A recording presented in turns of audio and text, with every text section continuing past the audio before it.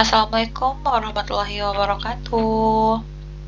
Oke, perkenalkan nama saya Tia Novella dan saya dari Universitas Negeri Jakarta, jurusan Pendidikan Anak Usia Dini. Baik, sekarang saya akan memaparkan terkait artikel saya dan penelitian saya yang terlebih dahulu ya mengenai game edukasi tradisional Minangkabau berbasis Android untuk mengembangkan kemampuan bahasa ibu, bahasa Minangkabau ya.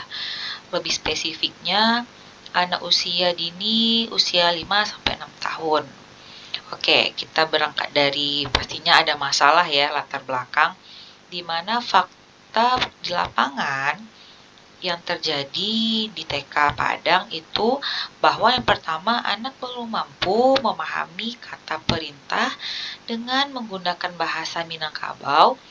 Hal ini terlihat dari ketika guru mengucapkan kata perintah seperti tolong ambilkan buku Ibu Cie. Nah, anak tersebut hanya diam. Nah, yang kedua itu kita lihat dari ada juga masalah di mana anak belum mampu melafalkan kosakata serta artikulasi bahasa Minangkabau dengan benar.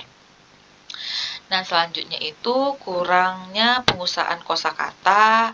Nah, hal ini dilihat ketika pengucapan ba ara ara, tetapi anak mengucapkan basi ara yang artinya itu bertengkar sehingga dan itu akan terjadi sebuah kesalahan terhadap makna. Nah, yang keempat, guru kurang kreatif dalam membuat media pembelajaran untuk mengembangkan kemampuan bahasa ibu saat pembelajaran.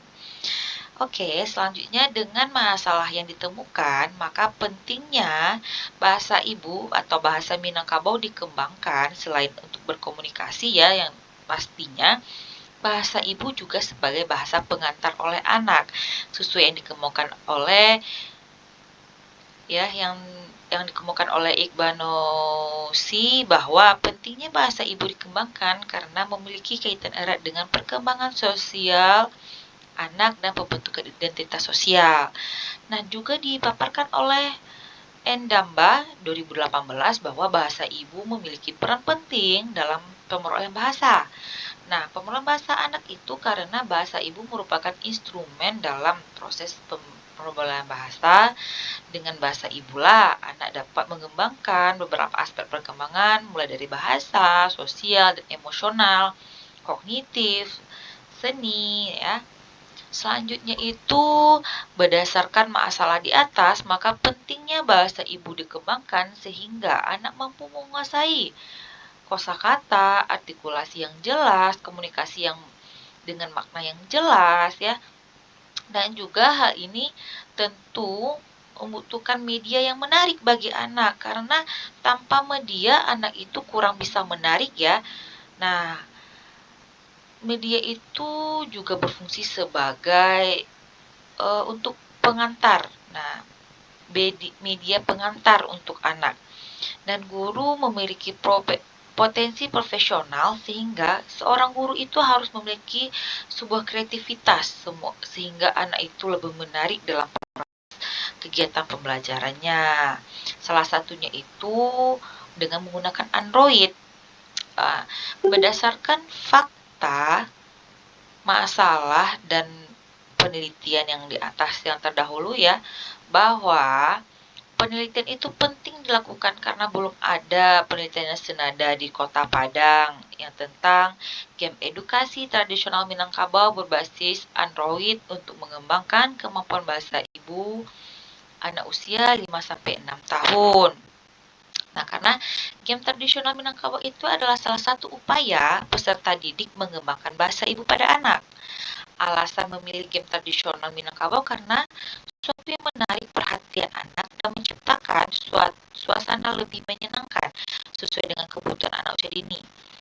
Game dibuat berdasarkan rancangan penyusunan media audiovisual berupa gambar gerak, yaitu video animasi ya.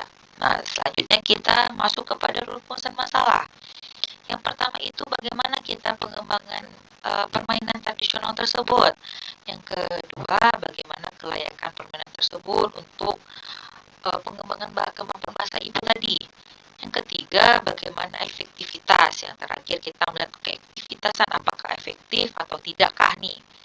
Selanjutnya itu tujuan penelitian. Yang pertama itu tujuan penelitian ini mengembangkan permainan tradisional Minangkabau berbasis Android. Nah, itu pasti. Yang kedua, menguji kelayakan permainan tradisional. Yang ketiga, menguji efektivitas permainan tradisional Minangkabau.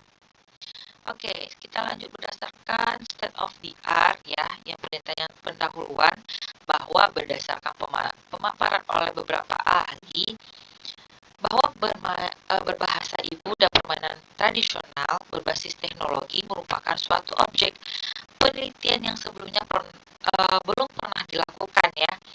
Melalui penelitian tersebut, permainan tradisional memiliki efek yang positif terhadap kemampuan anak. Berdasarkan hal tersebut, maka penelitian ini bertujuan untuk mengembangkan permainan tradisional yang dijadikan berbasis Android berperan untuk mengembangkan. Selanjutnya kajian teori ya, berbahasa ibu itu kita berlandasan dari teori behaviorisme ya, yang dipopulerkan oleh Skinner, di mana pandangan ini menekankan bahwa proses penguasaan bahasa pertama itu dikendalikan dari luar atau adanya stimulus respon ya.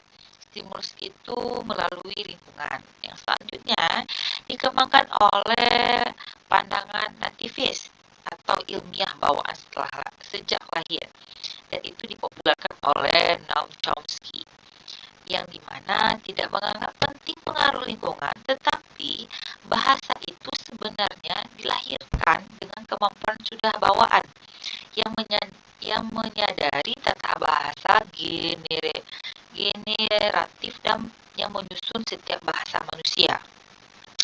Itu untuk bahasa. Nah, selanjutnya kita membahas tentang media pembelajaran anak usia dini, bahwa kita tahu bahwa media pembelajaran dapat membangun semangat belajar anak dan memberikan motivasi agar anak berkembang secara optimal, ya kan? Penggunaan media pembelajaran dalam kegiatan belajar mengajak anak menolong anak ya. Sebenarnya menolong anak mendidik menyampaikan pesan. Nah, sebenarnya itu bahwa fungsi media itu adalah sebagai sarana untuk menolong anak untuk menyampaikan pesan dan materi yang lebih baik dan lebih jelas, menarik dan variatif dan bermakna ya, pastinya. Selanjutnya itu bagi anak itu sebenarnya media pembelajaran tidak hanya untuk mentransfer pengetahuan, tetapi juga sebagai sarana hasil untuk kerja anak seperti pembuatan presentasi, video, portofolio, dan segala macam. Nah, kita masuk kepada permainan tradisionalnya. Oke, permainan tradisional yang saya ambil itu dinamakan sipak batu, di mana game tradisional Minangkabau sipak batu ini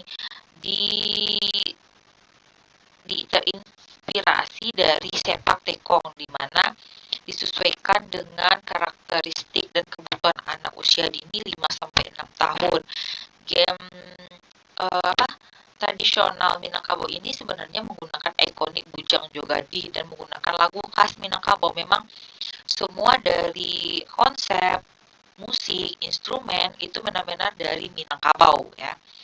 Ini bentuk dari desain konseptual dari permainan sepak tekong itu, yang pastinya kontennya harus berbahasa Minangkabau ya. Dan itu melakukan permainan sesuai dengan game, melafalkan kosakata, penguasaan kosakata, dan penyebutan nama-nama kosakata atau benda-benda yang di dalam permainan tersebut ya.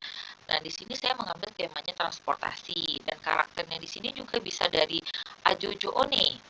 Nah, dan juga kita lihat dari alur ceritanya itu pastinya ada instrumen talempong, karena di dalam permainan itu tanpa adanya back sound atau musik itu anak juga akan mudah bosan ya. Jadi makanya saya mengkombinasi antara video, audio, atau visual. Nah, itu. Selanjutnya itu metode penelitian yang saya ambil di sini adalah R&D dengan menggunakan model AD.